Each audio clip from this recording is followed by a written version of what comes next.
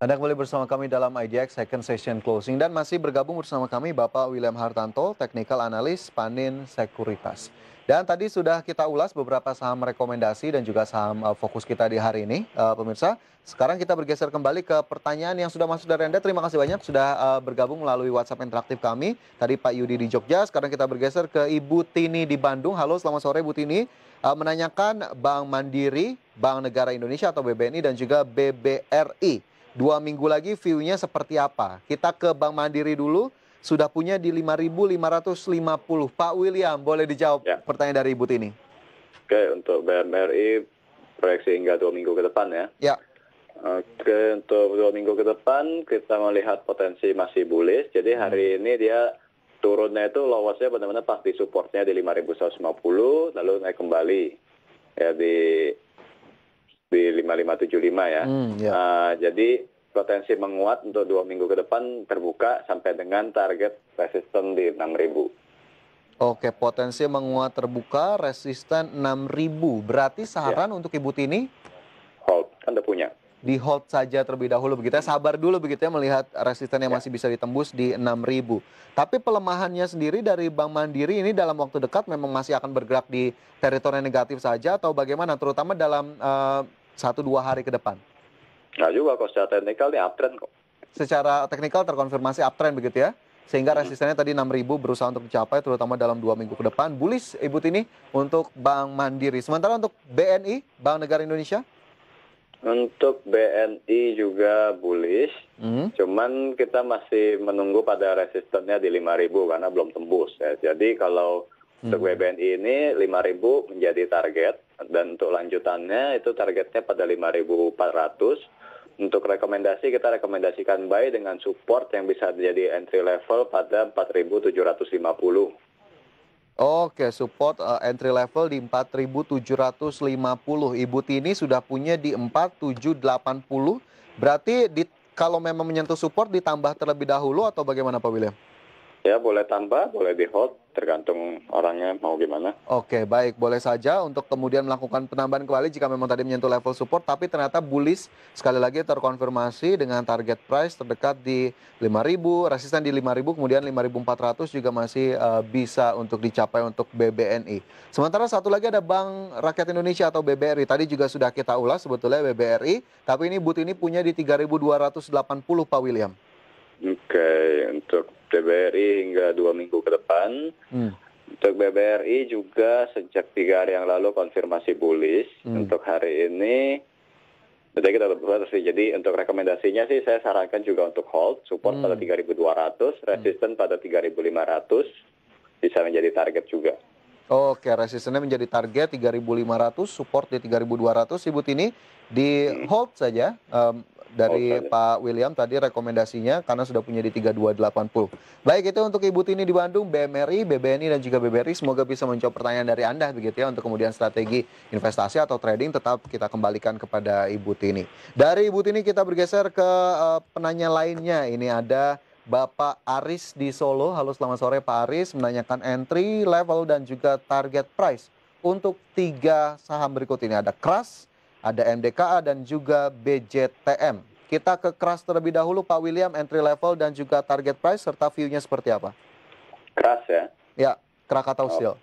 Oke. Untuk KRAS entry level pada 362 dan resisten sekaligus juga menjadi target pada 400.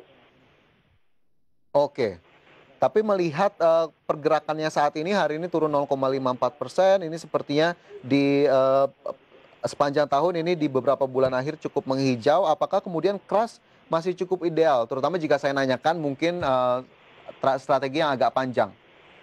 Untuk strategi yang agak panjang mungkin tidak direkomendasikan. Jadi ini kita cuma ngikutin secara teknikal aja. Dan ciri khas dari saham KRAS ini volatilitas tinggi ya. Kemarin pun tembus 400-an turun lagi. Hari ini juga turun lagi. Ya, mungkin teknikalnya bullish gitu. Ini saya lihat chart bullish. Kita bisa ikuti. Cuma untuk jangka panjang sih nggak recommended. Oke, juga jadi memang momentum-momentum tertentu harus dimanfaatkan ya Pak? Ya. Oke, baik, entry level 362, resisten di 400, sekaligus menjadi target price. Hari ini ditutup turun 0,54% ke level 370 untuk KRAS, Pak Aris di Solo. Semoga bisa menambah informasi untuk Anda. Sementara MDKA Ini bagaimana kemudian untuk MDK? Apakah kemudian masih cukup bersinar dan bisa dijadikan pilihan untuk Pak Aris, Pak William? Masih untuk hari ini ditutup tepat di support pada MA5-nya, jadi di 1800. Saya rekomendasikan buy dalam range 1770 sampai dengan 1800 dengan target pada 1850 sampai dengan 1900. Oke, baik. Itu tadi targetnya, kemudian juga rekomendasinya dari Pak William. Tapi MDK ini yang biasanya sering kali disandingkan dengan Antam karena memang memproduksi salah satunya juga nikel gitu. Apakah tidak terkena imbas sentimen yang tadi juga sudah kita perbincangkan, Pak William? Untuk saat ini ya, pelaku pasar lebih aware-nya Antam di nikel, MDKA di emas. Jadi MDKA akan lebih perhatikan Komoditas dari emasnya sisi sendiri ya? pergerakan emas. Ya. Oke, baik. Jadi memang tadi view-nya cukup berbeda. Kemudian rekomendasinya sudah diberikan oleh Pak William untuk Pak Aris di Solo. Semoga bisa menambah informasi. Kemudian BJTM ini ada emiten perbankan ternyata ditanyakan juga oleh Pak Aris di Solo. Bagaimana entry level dan target price? Entry level pada 550 dengan targetnya pada 645.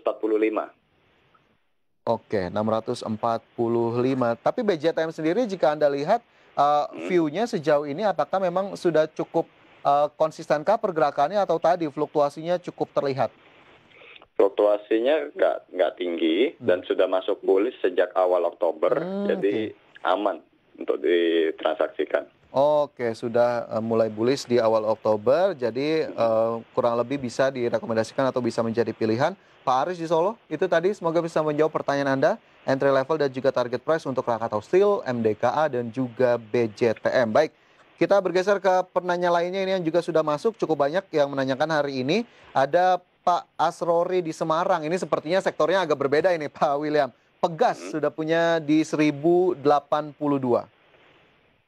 Bagaimana 1082. Ya, bagaimana kemudian saran dan rekomendasinya?